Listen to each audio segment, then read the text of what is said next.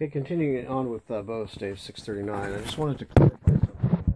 You saw a bunch of lines I had on the belly of the bow, and typically I don't use the belly of the bow very much. I use the back of the bow.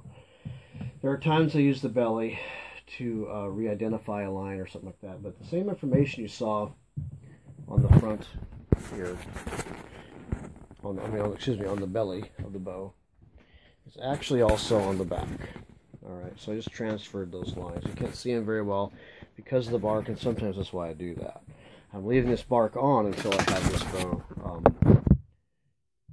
until I have this stave satisfied with it. I'm not going to remove the bark until it's at a point where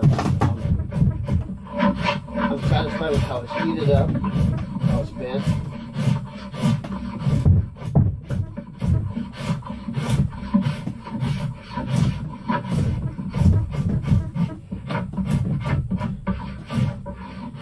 Being creative in how you find center and create center is actually, it's something, a skill you need to develop. Something you learn in basic carpentry, creating a line of sight. You still have to find center in a bow, and sometimes it isn't, just exactly the same way every time.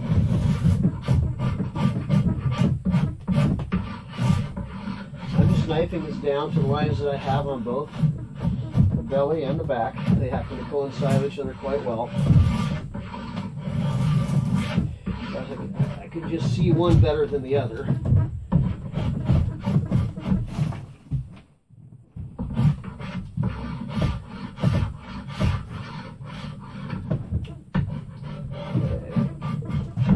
Alright.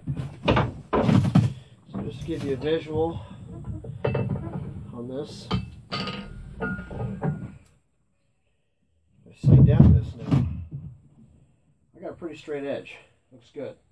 I can measure from here over and create a common center. I'll probably nip some of this off too that I have marked. And it's going to, this bow is already well on its way to having a taper. This is going to be just wide enough. And I'm only looking at the belly here. This belly has a slope going in. I'm not, or flare going out. I'm not thinking about that. I'm thinking about the back of the bow for. This is my true register in the long run. But I want to make sure that I have enough room and space for the handle so I can shape this thing for me. But all in all, I've created a pretty nice straight line that I can go off of in general. I'm going to clean up this other side as well that I have marks on. And we'll take it from there. Something that I can show you. It's nice having a good workbench for this, is we got a bit of a pop in there. Oops. And it's because that knot needs to be cleaned off. Now if I clean that up on the bandsaw, that'll change everything right there. I don't really have time right now to spend the time it takes to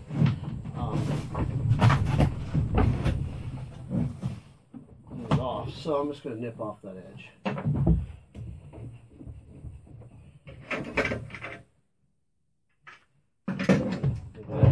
Mobile table. That's why I designed this place like this. Everything's mobile.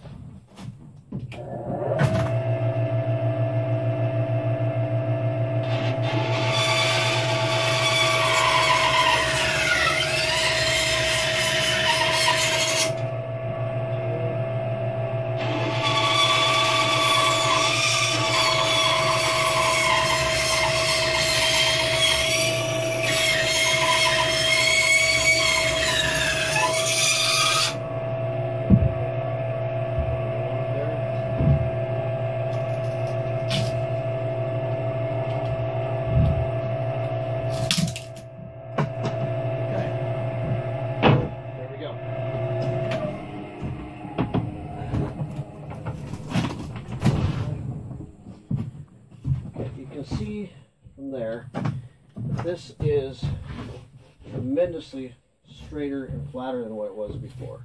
You sight down it, it's a very workable on this. I'll just take my rasp here and clean this up a little bit.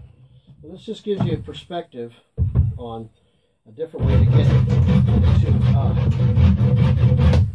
make this work.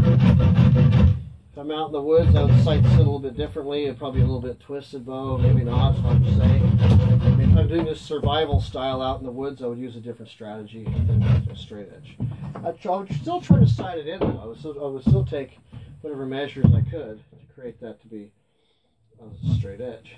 But yeah, we can see here now that this has actually come done quite well. Yes, excellent from there. And I'll clean this up and we'll get this to be as cube-like as possible. It's not going to be perfect, but what matters is handle mass, and these 2 points are workable from here to the bottom. I'll rerun my string. In fact, I'll do that right now. See where we're at with this. Now, one of the issues you have with this is optical illusions, things throwing you from side to side. It's like different angles and positions on things.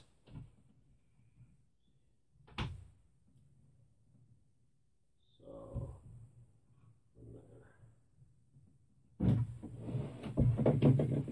This again.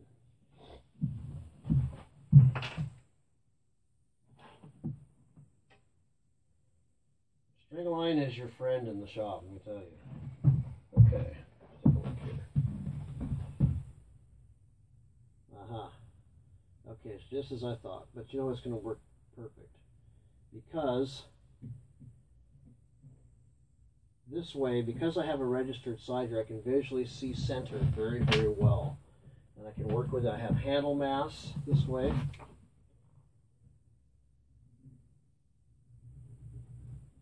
It comes to my point real nice. My original center line was very close.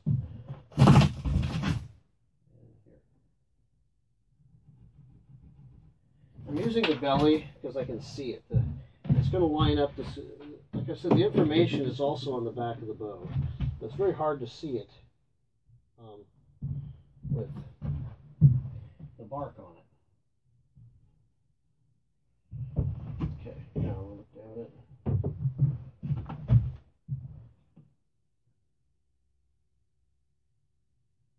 There.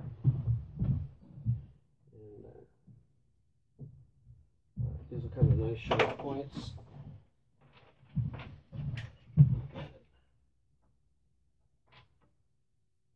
My biggest concern is the layout on the back of the bow, back of the stave. And yes, this all works very well. We have a bit of a roll down there, so it kind of throws it off. It's something people are going to realize when they're dealing with the bow. The information on the back of this bow, even though it's very similar, it's going to give you a little different information on the back, so you can't really rely on that belly. I use the belly here in this case as a general, very, very general, to get an idea of what mass I have to work with, what mass I have to remove. So,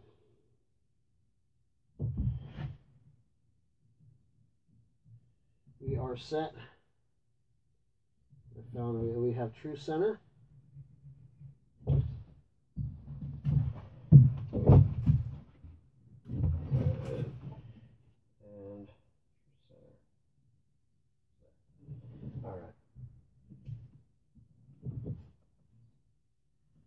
Kind of a split the difference here. You don't always, you're able to kind of split the difference some. And now, what I can do with this is I'm going to shape this and taper this, not so much according to what's on the belly, but really what's on the back up here. Because my string line was able to still tell me truth, and I have lines on here which show center line, and they corroborate pretty correctly in general. We're relying more on here. This is where it really matters. This back here is accurate, and then, like I said, this is cut this way. It's cut this. We got a slope in it. This is your surface right here, and you're going to work from the back. Let's say measuring wise. Yes, you're going to knife down into the belly, but you're going to work when you rasp and work this. You're working away from that. You're creating this to be away from the back of the bow. You're going from here. So anyhow, I will continue, but incidentally, I got lucky. I transferred lines, and they're very close. I've done this a lot. I've actually done this many times, so I have a feel for it. I'm really aware of it, and it's made some beautiful bows. It's worked out very, very well this way. It's actually saved myself several times. Using both surfaces, providing there is somewhat of a relationship you can create between the two and keep the lines, because like I said, it's very hard to see it here, this bark, all right? And I don't 100%, I don't rely on this. I realize that there's changes in surface to surface, and that illusion is all over this thing. Let your eyes learn to follow the back of this bow as your final decision point on anything that you do, cutting the bow. All right, moving on to the next step here. We're going to shape that a little bit more and get ready to put that thing, knife it. We're going to knife the, we'll go through the processes, knifing on the belly, shaping it, getting it to where it bends a little bit of slight floor tiller where it has some flexibility. Then we're going to heat it and back set it. Talk to you soon.